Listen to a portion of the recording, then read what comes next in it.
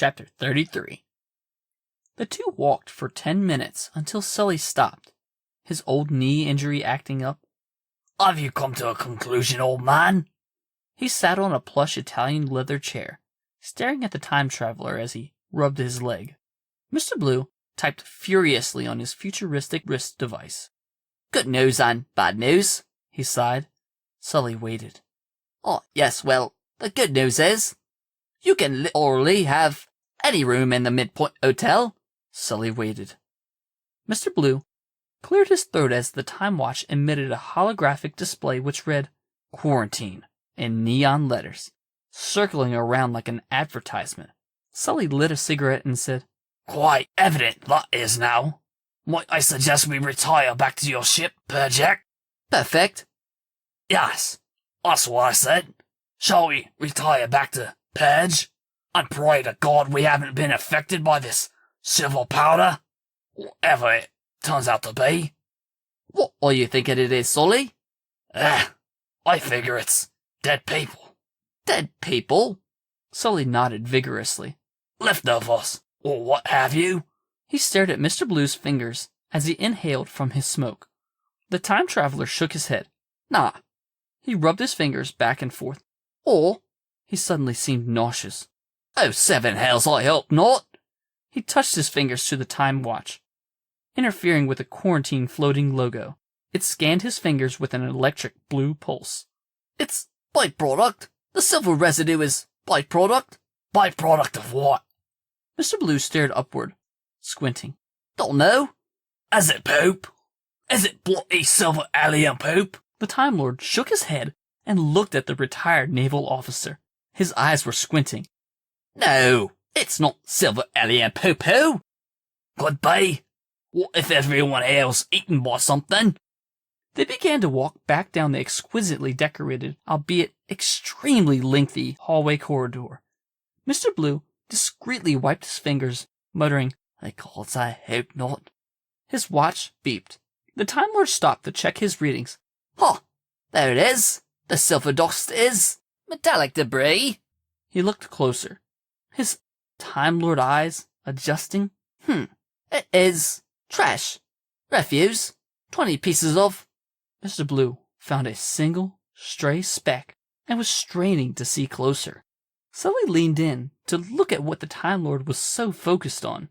Though Sully couldn't tell, Mr. Blue's alien eyes had changed shape and accommodated for several more lenses to be grown instantly, allowing him microscopic zooming ability.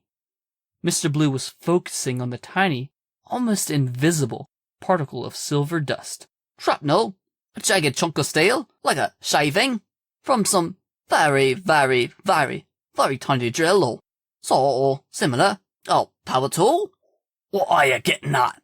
Sully stepped on the spent cigarette. All of the silver dust is leftover debris from construction. Okay, that makes no sense to me whatsoever. I was thinking some aliens came along and ate everybody and pooped out the poor buggers.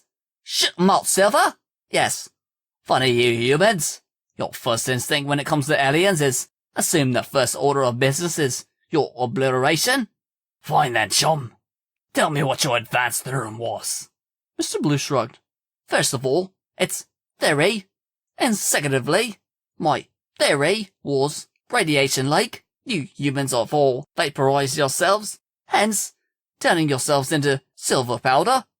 That was your working premise? We killed ourselves? It seemed to make much more sense. Oi, thank you so much. Your faith in the human race is reassuring as my faith in aliens. The old British naval warhorse and the mysterious time traveler in the blue suit stared at each other for a long moment. The Time Lord broke the silence first. Fair enough. He began walking. Sully kept up pace. Where to? We are going to find the medical bay, or hospital, or what have you. At the very least a directory. My goal is to find out what kind of quarantine the Midpoint Hotel is under, and... He trailed off. And figure out if we are infected. He finished with a big grin. Sully shook his head. Fantastic. Just fantastic. He lit another smoke. Sully, you know, You should really think about quit. The retired Commodore held up his hand. Mate, just stop. You may very well have infected me with an alien virus. I shall smoke if I am stressed, and I need not your permission nor your advice. You aren't politically correct. I will give you that. Listen, I'm sure you'll be fine. Aren't you interested in the hotel? Moderately. Sully exhaled.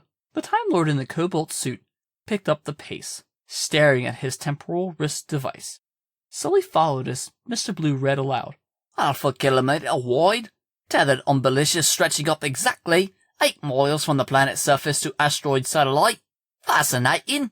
That giant elevator we were in goes up and down 8 miles. How long a trip is it? Close to 3 hours. But obviously, Mr. Blue waved his hand around. for the super rich, it's a halfway stopping point to admire the view and get a gourmet meal.